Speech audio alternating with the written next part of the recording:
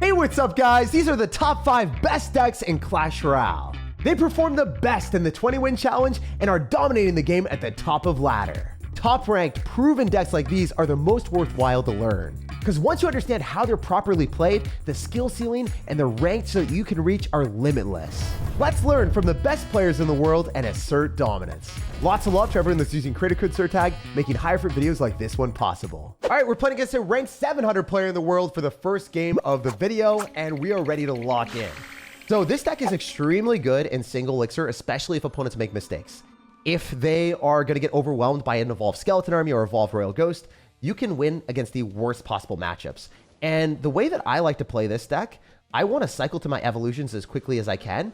Even if I'm matching into someone with Bowler and Royal Ghost and Baby Dragon, I'll try to cycle my skeleton armies because I would love to be able to get into a position where I can have the evolved skeleton army split behind a fisherman or something, being able to lag it a little bit. So then we're able to get a better trade with the evolved skeleton army splitting up. He'll probably stop me from activating King Tower here, but if we're lucky enough, we did get that to work. That's nice.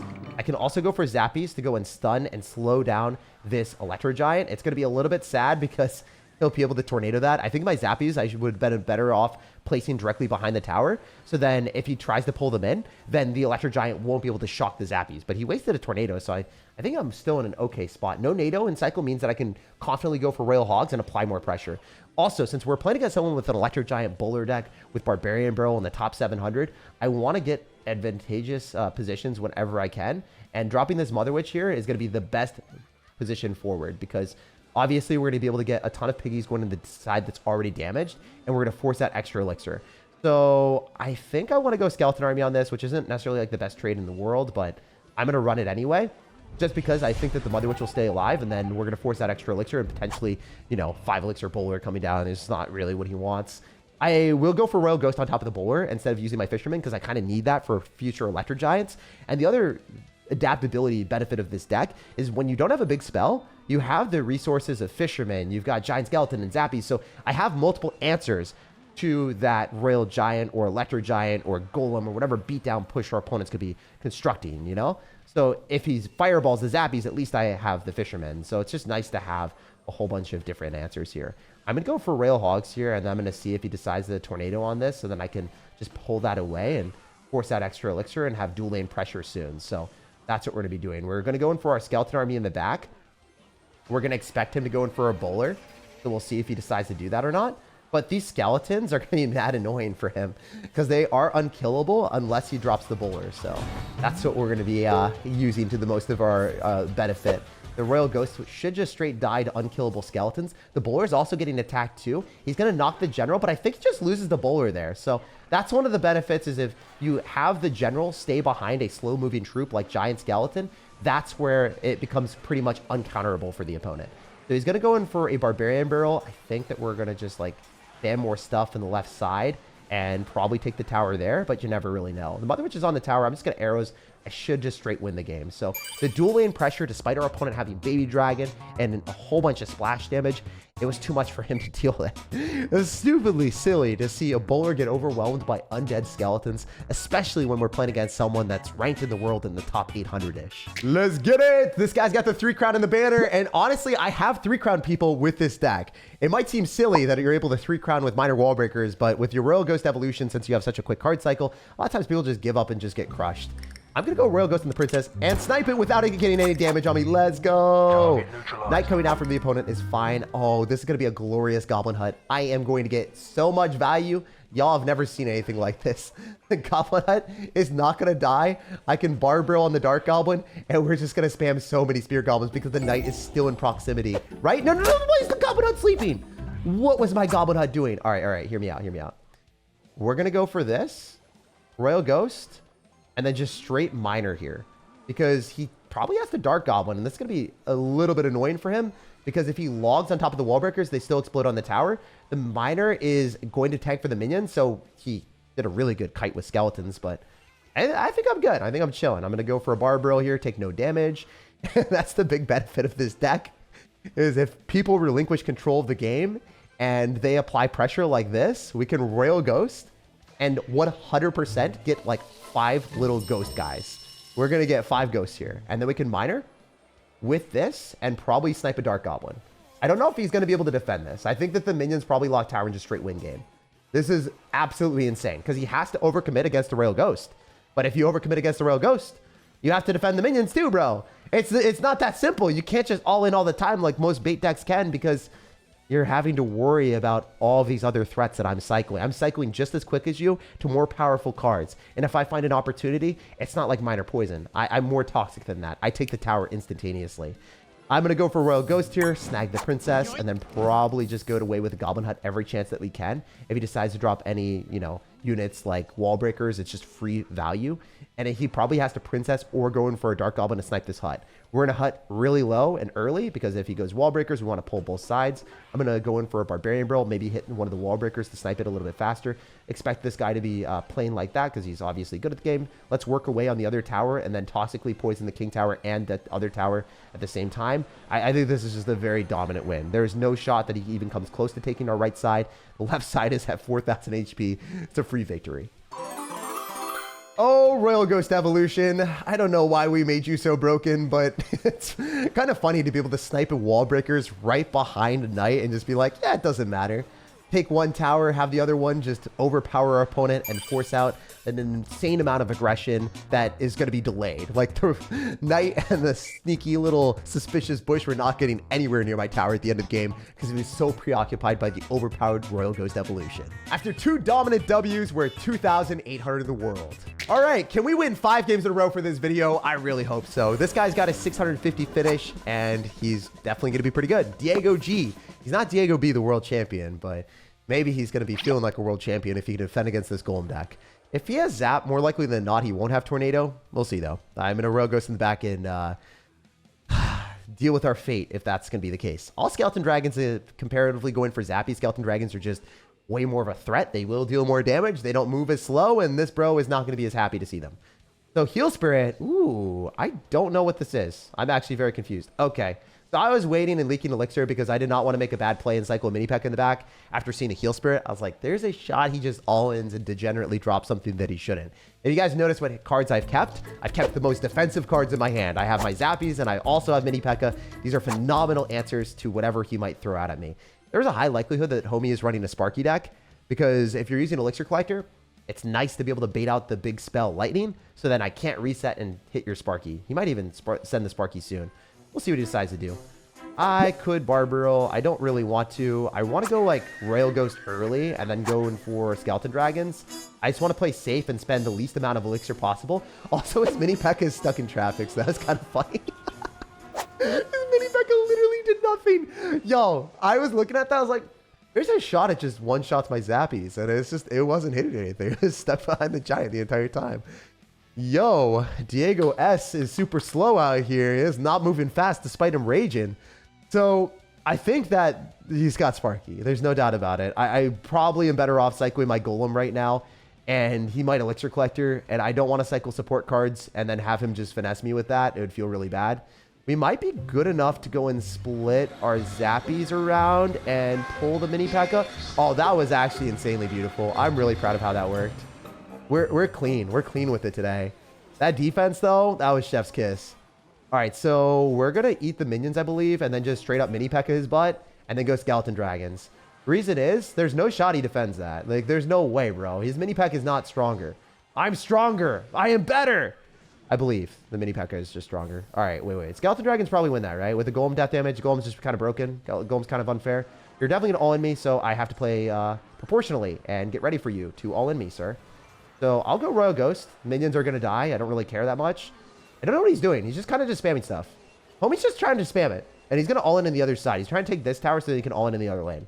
I think I just go Skeleton Dragons, mini P.E.K.K.A, and then Evolve Baby Dragon slows down his Giant, and he just can't do anything.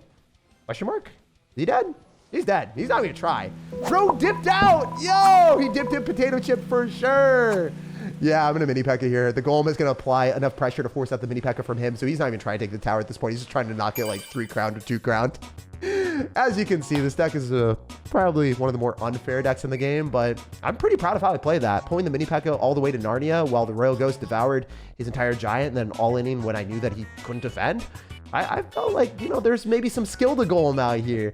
As y'all can see, nothing cut out, 3 W's in a row, beautiful stuff.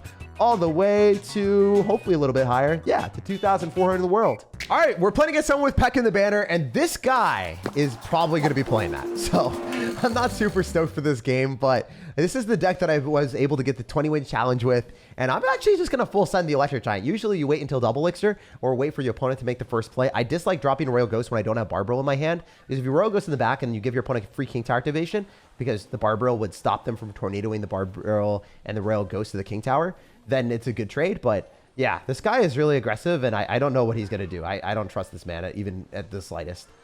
So I think I'm going to go Royal Ghost here, just eat the damage on top of our tower, and then use Baby Dragon and Spear Goblins.